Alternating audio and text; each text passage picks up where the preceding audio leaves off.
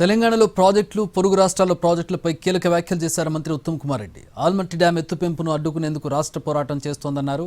ఆల్మట్టి ఎత్తుపెంపును ఆపేందుకు సుప్రీంకోర్టులో న్యాయ పోరాటం చేస్తున్నామన్నారు. ఇదే విషయంపై కేంద్రంపై ఒత్తిడి పెంచేందుకు రేపు ఢిల్లీ వెళ్తున్నానన్నారు ఉత్తమ్ కుమార్ రెడ్డి.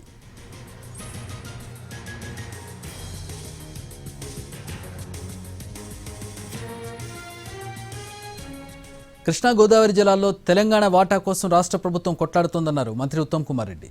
నీటి హక్కుల పరిరక్షణ విషయంలో కాంగ్రెస్ ప్రభుత్వ చిత్తశుద్ధిని ఎవరూ శంకించలేరన్నారు. కృష్ణా గోదావరి నదుల్లో తెలంగాణకు న్యాయంగా రావాల్సిన వాటాపై మహారాష్ట్ర, కర్ణాటక, ఆంధ్రప్రదేశ్ రాష్ట్రాలతో పోరాటం కొనసాగుతుందన్నారు.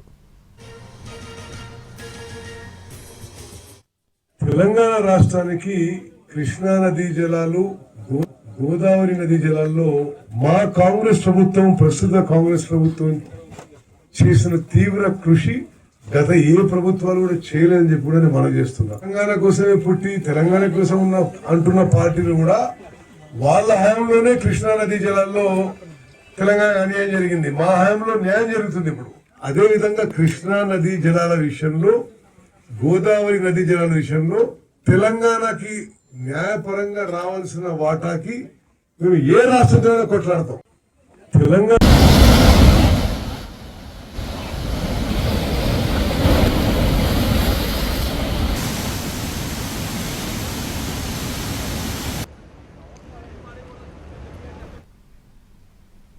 కాళేశ్వరం ప్రాజెక్టు నిర్మాణంలో జరిగిన పొరపాట్లు, తప్పిదాలు చేసిన వారిపై చట్టపరంగా చర్యలు తీసుకుంటామన్నారు మంత్రి ఉత్తమ్ కుమార్ రెడ్డి.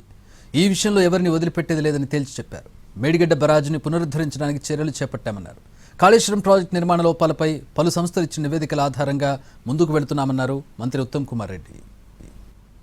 కాళేశ్వరం ప్రాజెక్టు యొక్క 3 బ్యారేజీల విషయంలో కూడా వాస్తవంగా వాళ్ళ హయాంలోనే కట్టిండ్రు, వాళ్ళ హయాంలోనే కూలిపోయింది, వాళ్ళ హయాంలోనే తెలంగాణ రాష్ట్రానికి తీరని అన్యాయం జరిగింది. అది న్యాయపరమైన అంశాలు. మరి ఎవరైతే పొరపాటు చేసిండ్రో వాళ్ళకి మరి న్యాయపరంగా ఎంక్వైరీ కానీ, ఇన్వెస్టిగేషన్ కానీ, చట్టపరమైన చర్యలు కానీ కొనసాగుతూనే ఉంటాయి. అదొక పక్కనైతే ఆ బ్యారేజీలు పునరుద్ధరించడానికి కూడా మేము చర్యలు మొదలు పెట్టామని చెప్పి కూడా నేను మనవి చేస్తున్నాను. కట్టి కూలిపోవడానికి ఏదైతే కారణమైందో ఏ స్థాయి వాళ్ళైనా సరే పైనుంచి కింది వరకు వాళ్ళ పరమైన చట్టపరమైన చర్యలు, ఎంక్వైరీ, ఇన్వెస్టిగేషన్ కొనసాగుతుంది. అది కొనసాగుతూనే ఆ బ్యారేజీల పునరుద్ధరణ కోసం కూడా మేము ముందు పోతున్న విషయం కూడా తెలంగాణ ప్రజానీకానికి తెలియజేస్తున్నాం.